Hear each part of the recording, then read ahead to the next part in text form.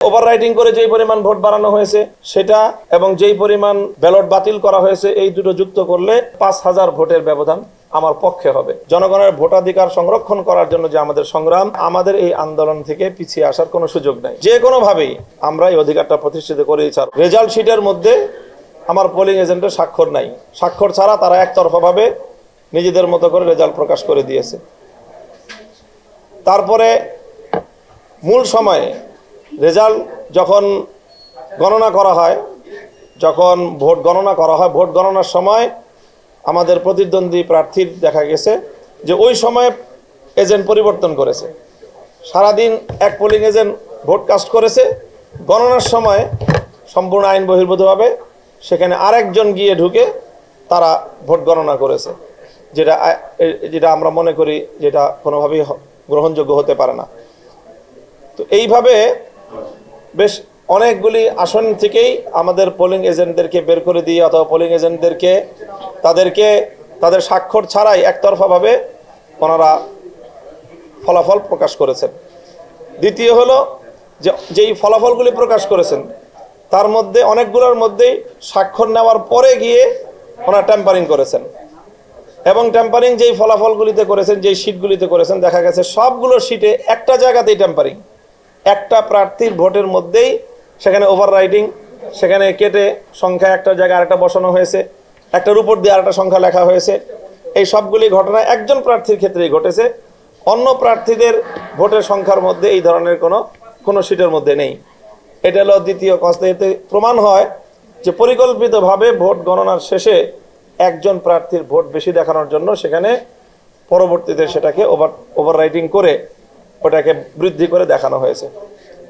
তৃতীয় অভিযোগ হলো যে নির্বাচন কমিশন যে ব্যালট পেপার দিয়েছে সেই ব্যালট পেপারে 9 জন প্রার্থী হওয়ার কারণে দুইটা কলামে, একটা কলামে 5টা রোতে 5 জন আর একটা কলামে 4টা রোতে 4 জন। তো স্বাভাবিকভাবেই প্রথম কলামের যে লাস্ট রোটার বিপরীত দিকে দ্বিতীয় কলামের সেই রোটা খালি। তো খালি থাকার কারণে এটাকে লাস্ট কলামের যে বাম দিকের যে রোটা ওইটার বরাবর একটা ঘর বলে মনে হয়। একটা ঘর বলে মনে হওয়াতে গণভোটের মধ্যে যেরকম হ্যাঁ না বাম পাশে লেখা ছিল, সিল মারার জায়গা ডান পাশে ছিল খালি জায়গায়। তো ঠিক ওরকম একইভাবে যদি কেউ চিন্তা করে থাকে গণভোটের মতো করে যে বাম পাশে প্রার্থী এবং প্রতীক, ডান পাশে তার খালি ঘর, সেখানে তাকে সিল মারতে হবে। তো সেইভাবে সিল মেরেছে প্রচুর ভোটার, এটা আমাদের কাছে প্রুফ আছে যে অনেক ভোটার সেখানে সিল দিয়েছে এবং প্রতিটা ভোট কেন্দ্রে এই পরিমাণ ভোট এই কারণে বাতিল হয়েছে যেটার সংখ্যা আমাদের সাথে যদি যুক্ত করা হয় তো আমরা অনেক ব্যবধানে আমরা এখানে বেশি ভোট পাই।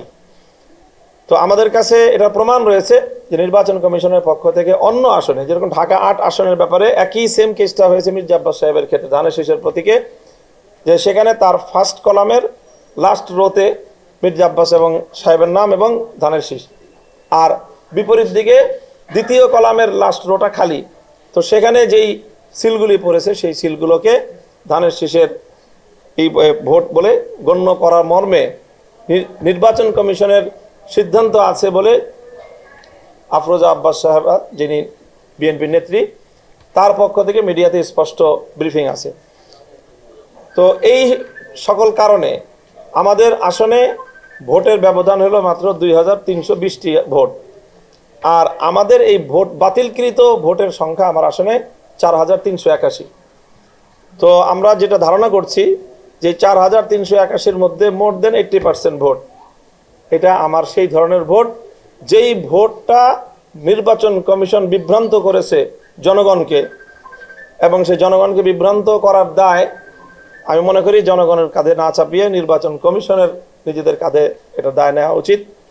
এবং এখানে যে নির্বাচন কমিশনের যে বিধি আছে সেই বিধিতে এটা আছে যে যদি কোথাও সিল পড়ে সেই সিলের কোন প্রার্থীকে ভোট দিতে চেয়েছে প্রার্থী, এই ভোটার, সেই তার ইচ্ছাটা যদি শনাক্ত করা যায় যে সে এই প্রার্থীকে ভোট দিতে চেয়েছে, তাহলে সেই ভোটটা সেই প্রার্থীর ঘরে কাউন্ট হওয়ার কথা। এই বিবেচনায় আমি মনে করি যে আমার এই জাতীয় ভোট যেগুলো বাতিল করা হয়েছে সেগুলো আবার রিকাউন্ট করে সেগুলোকে যদি গণনা করা হয় তাহলে ভোটের যে হিসাব সেই হিসাব থাকবে না।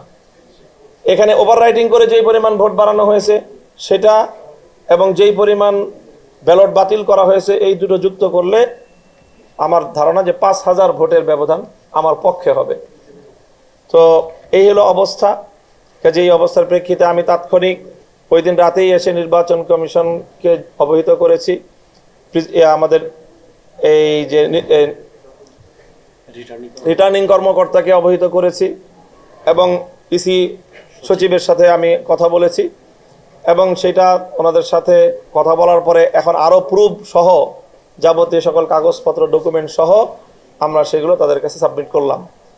এখন আমাদের পরিষ্কার কথা যে যেই ভোটাধিকার প্রতিষ্ঠা করার জন্য, জনগণের ভোটাধিকার সংরক্ষণ করার জন্য যে আমাদের সংগ্রাম, আমাদের যে আন্দোলন, সেই আন্দোলন এবং সংগ্রামকে সফল করতে হলে জনগণের ভোটাধিকারকে যদি সংরক্ষণ করতে হয় তাহলে আমাদের এই আন্দোলন থেকে পিছিয়ে আসার কোনো সুযোগ নেই এবং যে কোনোভাবেই আমরা এই অধিকারটা প্রতিষ্ঠিত করেই ছাড়ব।